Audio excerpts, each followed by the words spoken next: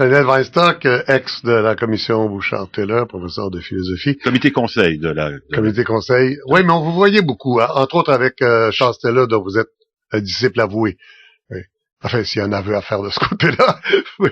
Alors, est-ce que vous partagez l'horreur craintive de M. Couillard? Ben écoutez, il y a pour tout politicien, M. Couillard est actuellement en campagne, donc il y a des effets rhétoriques qui sont peut-être un peu plus dramatiques que ce que la réalité exige. Je dois dire que je ne suis pas aussi optimiste que l'est M. Landry, en tout respect, quant au caractère porteur de cette charte. Je crois que c'est un élément d'éthique de base pour une société démocratique constitutionnelle comme la nôtre, que de limiter les droits individuels que dans la mesure où on peut faire la démonstration que c'est nécessaire pour un objectif identifiable et que les moyens qu'on adopte sont les plus parcimonieux que l'on peut adopter en termes de limitation des droits pour atteindre cet objectif. Je veux faire le contraste avec la loi 101. Il me semble que c'est une désanalogie plutôt qu'une analogie. Je me souviens très bien de la loi 101. J'avais 17 ans, j'étais passionné par ces questions-là.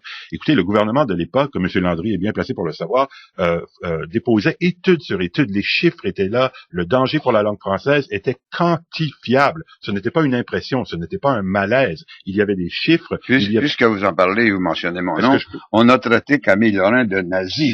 C'est vrai, et on avait... Pierre-Éliott Trudeau, le père du multiculturalisme, a dit que c'était une loi de fou. Est-ce que je peux terminer? Alors moi, je lui ai dit, à mon ancien professeur Trudeau, c'est un psychiatre qui la présente. Est-ce que je peux... Oui, allez-y. Alors, bon, on avait tort de dire ces choses-là, et je pense que quand on regarde les deux projets de loi, on voit d'un côté un projet de loi qui a été déposé avec des études empiriques à l'appui, et aujourd'hui, quelque chose qui est basé simplement, on demande depuis 2 mois au ministre Drainville et au gouvernement de fournir des études pour montrer qu'il y a véritablement un problème, qu'il y a des gens qui ont été servis de manière non neutre par les bureaux de l'État et qu'il y a donc un problème à régler par ce moyen-là. Tout ce que l'on a, ce sont des impressions, un malaise, et on ne limite pas les droits individuels sur la base de sentiments de malaise. Alors je crois que pour ce qui est de l'opportunité et le caractère rassembleur de cette charte, je ne la vois pas franchement. Et je dirais que la charte qui a été déposée est encore pire que ce que nous avons vu avec le projet de... En quoi? Je vous donnerai 2-3 exemples. Oui. Le premier, l'extension de l'obligation de ne pas porter de signes religieux ostensibles s'étend potentiellement jusqu'à des entreprises privées qui ont des contrats avec des bureaux, avec des offices du gouvernement. Donc, par exemple, vous êtes un traiteur cachère qui livre des aliments cachères dans une école. C'est noir sur blanc, monsieur. C'est noir sur blanc. Est-ce que c'est aussi clair que ça? Moi, ce que j'ai compris, c'est par exemple un bureau privé qui représente la SAQ, ça se fait maintenant. Il ne pourrait pas avoir des commis à l'accueil qui lorsque ne les circonstances pas se justifient, notamment en raison de la durée du contrat ou de l'entente, de sa nature ou des lieux de son exécution, un organisme public peut exiger de toute personne ou société avec laquelle il conclut un contrat de service ou une entente de subvention de respecter un ou plusieurs des devoirs et obligations prévues au chapitre 2 et 3. Il y a beaucoup de conditions. On va donc beaucoup plus loin. La circonstance le justifie. On va beaucoup plus loin que ce qui était prévu dans la mouture originale. Deuxièmement, on va chercher la nourriture cachère et halal dans les assiettes des enfants des garderies du Québec. Et ça, je trouve ça vraiment, c'est de la petite politique.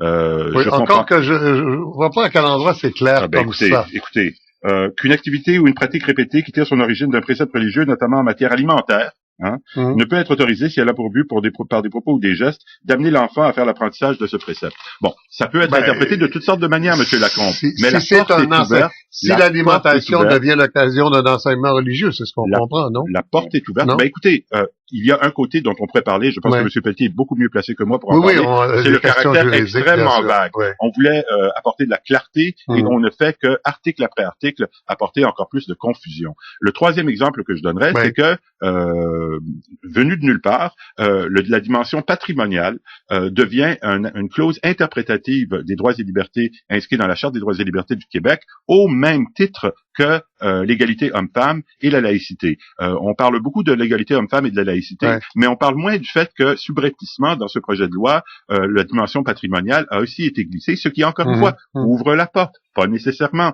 mais possiblement, à ce que on ait ici une charte catholique. Mais tout le monde comprend que c'est la clause de la Croix du Mont-Royal.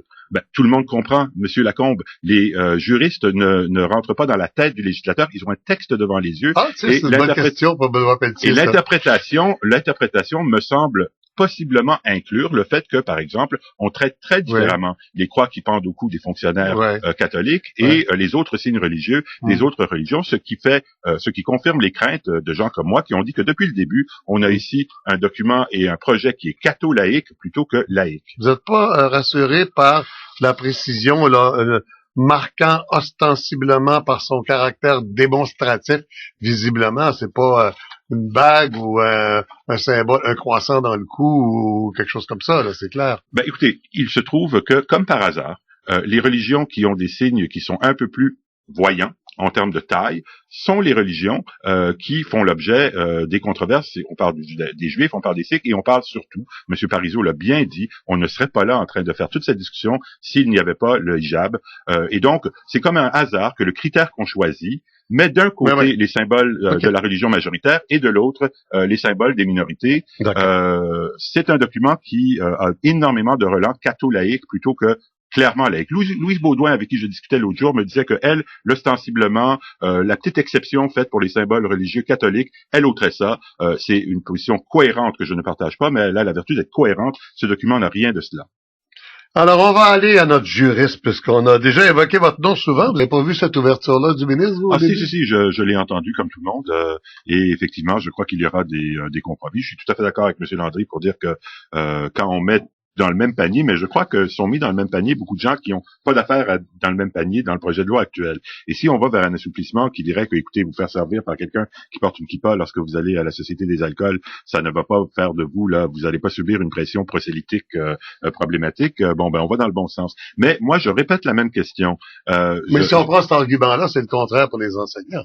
Je répète la même question. Je voudrais qu'on nous montre des études. On est dans une société on fait un procès des conservateurs à Ottawa qui ont mis au banc les rapports des scientifiques, qui passent des lois qui font entièrement abstraction des rapports des scientifiques sur des questions, par exemple, de piquerie légale en Colombie-Britannique.